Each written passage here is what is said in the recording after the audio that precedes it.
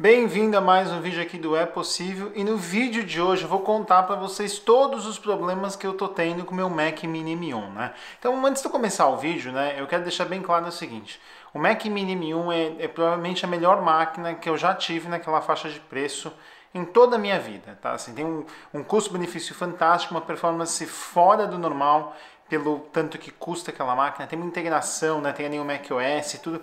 Então a máquina, não tem o que dizer, a máquina é simplesmente fora de série, mas como todo produto pode ter problemas durante o produto, principalmente um produto que acabou de ser lançado com uma tecnologia completamente nova, uma nova integração ali, e eu vou contar no vídeo de hoje.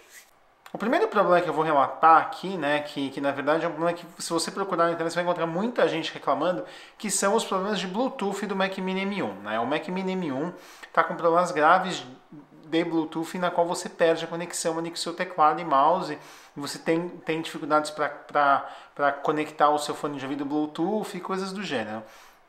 Mas deixa eu contar um pouquinho de experiência para vocês desde o começo. Né? Eu tirei o Mac Mini da caixa e comecei a usar. Zero problema, simplesmente zero. Eu comecei a usar a primeira semana ali perfeito.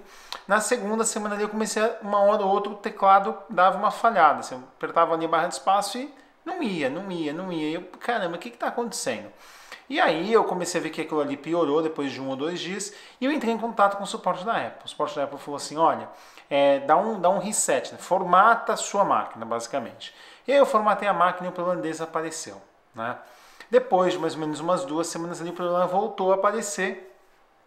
E aí eu falei, putz, vou ter que resetar toda vez, porque parece um problema de software, né? Quando você dá um reset em todo o software e o problema desaparece, não é um problema relacionado a hardware, é um problema relacionado a software.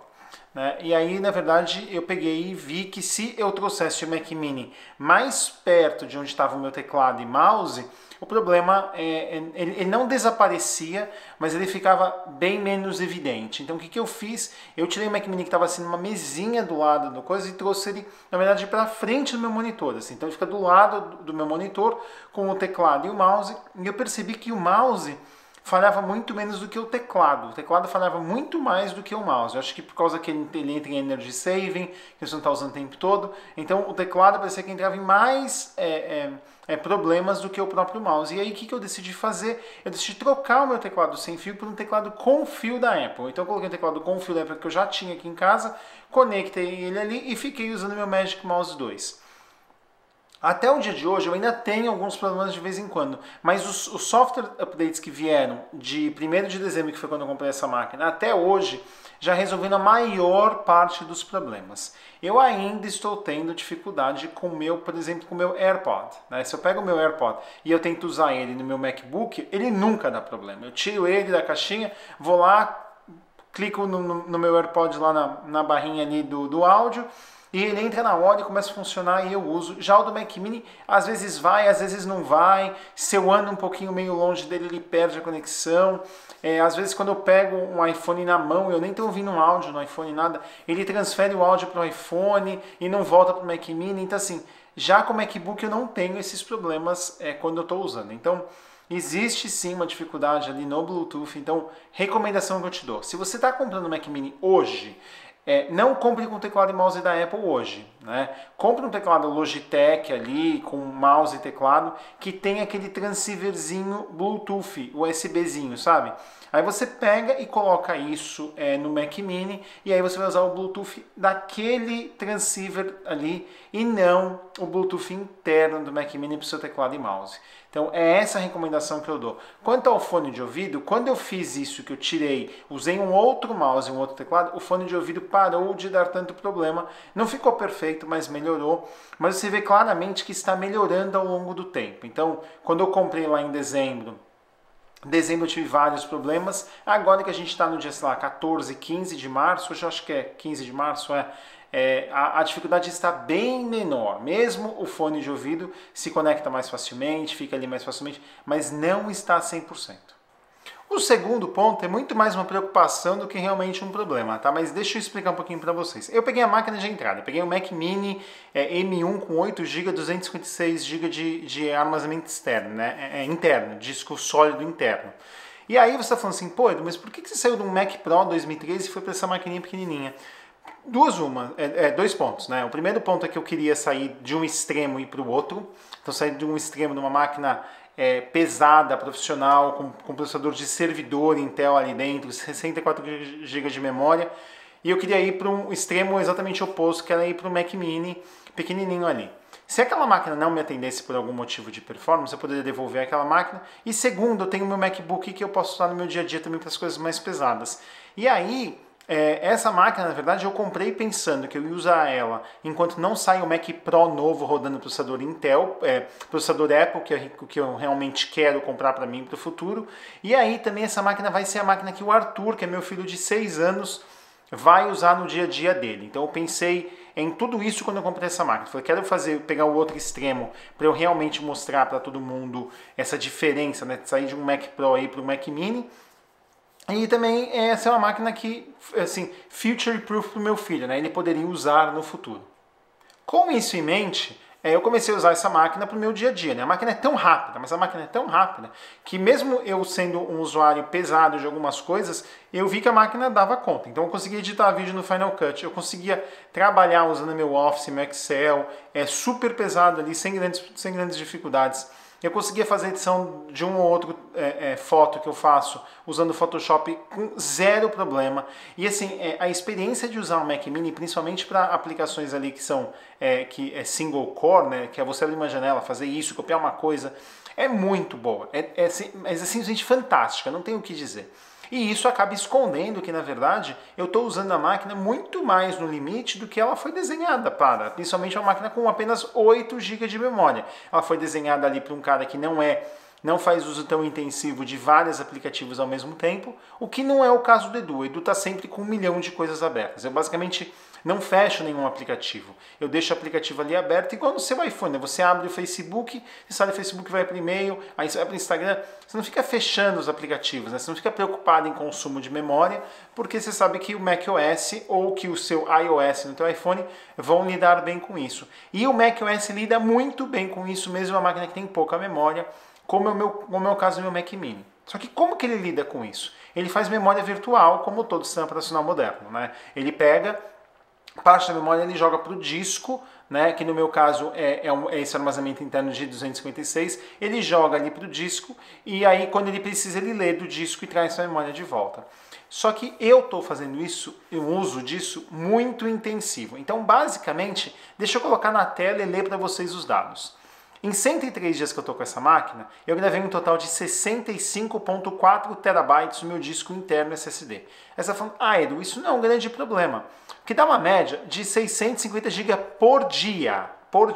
Lembra que meu disco interno tem 256 GB, então eu gravo 2 vezes e meia a capacidade interna do meu disco SSD para esse disco. E aí você está falando assim, não, é porque você deve ter Final Cut rodando ali, você faz edição de vídeo pesada, você deve estar renderizando 3D, você deve estar fazendo alguma coisa absurda nessa máquina para ele estar fazendo tanto swap de memória. E na verdade eu não estou.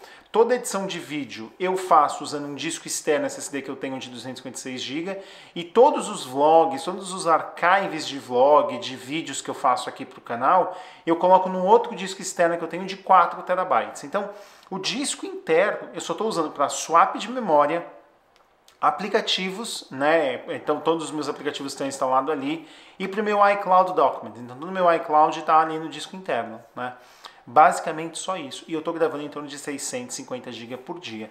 E assim, eu deixo tudo aberto. Tudo aberto. E eu estou assim, massacrando a máquina. Eu estou massacrando. Se você fizer uma conta de padeiro e você pegar o tanto que foi usado que mostrou ali 4%, em mais ou menos 3 meses, 2 meses e meio que eu tô, 3 meses que eu tô com a máquina, você faz uma conta e você vai ver que eu vou gastar em torno de 16% ao ano desse disco interno. E aí talvez em 6 anos a máquina vai falhar, porque não tem mais armazenamento interno disponível, porque eu já usei toda a vida útil desse disco SSD. Né?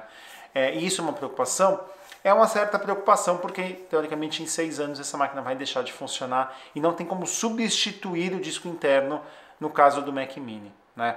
Eu sei que o uso que eu estou fazendo agora não é o uso que eu vou ter nessa máquina para sempre. Essa máquina vai para o Arthur e vai ter um uso muito menos intensivo do que está tendo comigo. A segunda coisa é que os aplicativos que eu estou usando, principalmente o Microsoft Office, né, que eu uso ali o Word, o Excel, o Outlook, o Microsoft Teams, eu também uso bastante o Zoom, né? E esses aplicativos, nativamente falando, não foram desenhados para o Apple Silicon, né, para o M1. Eles foram desenhados para Intel e o Apple Silicon está fazendo o que? Está usando o Rosetta, que está fazendo uma conversão ali de Intel para Apple Silicon, o que acaba usando mais memória, e esses aplicativos não endereçam bem isso. Então, esses aplicativos já consomem muita memória RAM, e já que está sendo ainda feito um translation, uma tradução de uma plataforma para outra, gasta ainda mais memória e massacra ainda mais o meu disco interno. Quando eu estou usando a máquina só com o Final Cut, por exemplo, a máquina se vira bem, ela fica ali usando 6, 7 GB, mesmo eu fazendo o processamento pesado de um vídeo em 4K. Então, os aplicativos são nativos para o M1, usam memória muito melhor do que os aplicativos que não são nativos. Com o passar do tempo, com o próximo talvez mais um ano, todos os aplicativos vão estar nativos para rodar no Apple Silicon, e eu imagino que essa minha preocupação vai deixar de existir nessa magnitude, vamos colocar assim. Fazer swap vai sempre acontecer e vai acabar massacrando o disco interno, sem dúvida nenhuma, mas não nos níveis que eu estou agora de 650 GB por dia.